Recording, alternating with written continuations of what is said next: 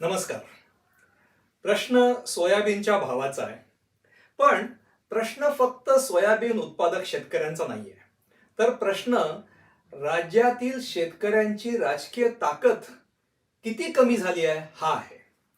सोयाबीनचे भाव, बाजारातले भाव जर मी काल जेव्हा काही शेतकऱ्यांशी चर्चा केली, तेव्हा त्यांना अनेकांना सोयाबीन हा जवळपास 4,000 रुपये प्रति क्विंटल या दराने विकावा लागलेला आहे. आणि प्रत्यक्षातील हमी भाव जे आहेत, केंद्र सरकारने जाहीर केलेले हमी भाव हे 4892 रुपये म्हणजे 4900 रुपये प्रति क्विंटल एवढे आहेत.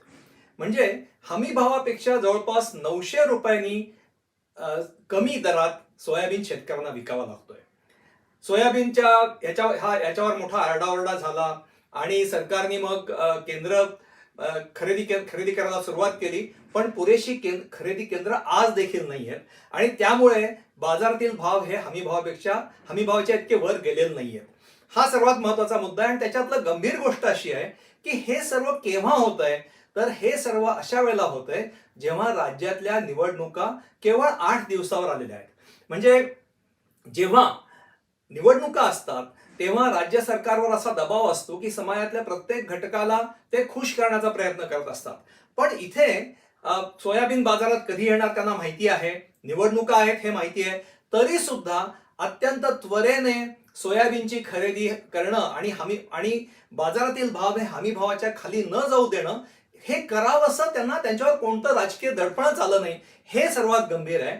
आणि इथे मी म्हटलं तसा तो शेतकऱ्यांच्या राजकीय ताकदीचा मुद्दा आहे की शेतकऱ्यांची राजकीय ताकद इतकी क्षीण झाली आहे राज्यातील की त्यामुळे निवडणुकाच्या काळात देखील अगदी आणि जेव्हा सोयाबीन सारखं महत्वाचं पीक जे विदर्भ, मराठवाडा, कोरडवाहू शेतीतलं सर्वात महत्वाचं नगदी पीक त्याचे ते बाजारात कधी येणार माहितीये, तरी सुद्धा त्यांनी ही यंत्रणा उभी केली नाही. निवडणुकीत याचा फटका आपल्याला बसू शकतो अशी भीती देखील या सरकारला, युती सरकारला किंवा केंद्रातील भाजपला वाटताना दिसत नाही आपल्याला.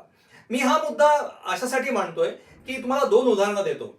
एक उदाहरण आहे ओडिसाचं आणि दुसरं उदाहरण आहे छत्तीसगडचं. या दोन्ही राज्यांमधलं एक प्रमुख पीक हे धानाचं आहे, म्हणजे तांदळाचं आहे. तेव्हा धानाची खरेदी नेहमीच हमी भावाने 2 राज्यात होत होती. परंतु जेव्हा निवडणुका होत्या, गेल्या काही महिन्यापूर्वी झालेल्या निवडणुका विधानसभेच्या, तिथे भाजपने त्यांना असं आश्वासन दिलं की हमी भाव तो सोडाच, हमी भावापेक्षा 25 ते 30% अधिक, म्हणजे दोन्ही राज्यात 25-30 असा साधारण आकडा आहे, एवढ्या अधिक दराने आम्ही धानाची खरेदी करू. आणि असं आश्वासन देऊन, म्हणजे छत्तीसगडमध्ये तर हमी भावाने खरेदी होतच होती, काँग्रेसचं सरकार तिथे होतं, पण भाजपने असं म्हटलं की आम्ही त्याच्यापेक्षा 25% जास्त देऊ आणि खरेदी करू आणि मग शेतकऱ्यांची मतं त्यांना मिळाली. तर असं भाजपने तिथे केलं. परंतु राज्यामध्ये हमी भाव देण्यासाठी केंद्रावर जो दबाव आणायला पाहिजे होता तातडीने की बाजारपेठ कोसळू नये हमी भावाच्या खाली, तसा दबाव आणला गेला नाही. केंद्रावर देखील असा दबाव नाही. आणि गंमत म्हणजे गेल्या लोकसभा निवडणुकीच्या वेळेला राज्यात लोकसभेच्या निवडणुकीमध्ये भाजपला शेतकऱ्यांच्या असंतोषाचा फटका बसला होता.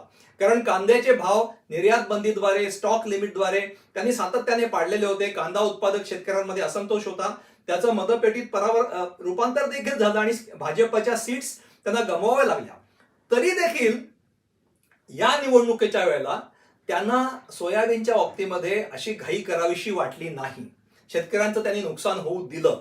याचं काय कारण असेल?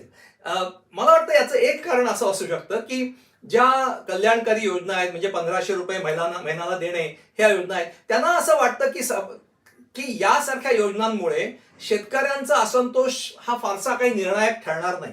काही ना काही तुटपुंजी मदत आपण तिथल्या महिलांच्या हातात पैसे देऊन केलेली आहे.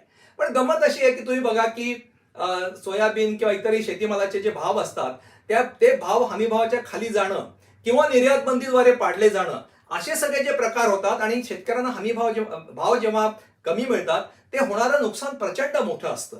इथे आपल्याला दिसतं की सोयाबीनच्या बाबतीमध्ये प्रत्येक क्विंटलला जर 900 रुपयाचं जर नुकसान, मी नुकसान अशासाठी म्हणतो की उत्पादन खर्चावर आधारित हमी भाव काढलेले असतात आणि त्यात उत्पादन खर्च सर्व घेतलेले नसतात, तर तरी देखील त्याच्यापेक्षा कमी भाव असेल तर त्याला मी नुकसान असं म्हणतोय. तर तसं पाहिलं तर 900 रुपये प्रति क्विंटल एवढं नुकसान असं आपण मानलं आणि एका एकरमध्ये येणारं किती क्विंटल, 2-3 एकर शेतकऱ्याची जमीन असेल तर हे प्रचंड मोठं नुकसान खरं तर असतं. त्यात 1500 रुपयाची तुटपुंजी रक्कम त्याला काही अर्थच नसतो. आणि या उलट शेतकऱ्यांना ग्राहक म्हणून इतर ज्या वस्तू घ्याव्या लागतात त्याच्यात महागाई वाढलेली आहे. त्यामुळे हे इतकं प्रचंड नुकसान असलं तरी सुद्धा याच्यावर फारशी आपल्याला दिसत नाही की जो दबाव असायला पाहिजे होता शेतकऱ्यांचा तो दबाव आला युती सरकारवर किंवा भाजप सरकारवर, आणि त्यामुळे आता अत्यंत दिरंगाईने त्यांनी खरेदी केंद्र वगैरे सुरू केलेली आहेत. परंतु नुकसान शेतकऱ्यांचं मोठ्या प्रमाणात व्हायचं ते झालेलं आहे ऑलरेडी या आधीच. त्यामुळे त्यामुळे ही खेदकारक गोष्ट आहे की अगदी निवडणुकांच्या काळात देखील शेतकऱ्यांची राजकीय ताकद मात्र शेतकऱ्यांनी गमावलेली आहे, आणि हा एक मोठं नुकसान त्यांना पदरी पडलेलं आहे.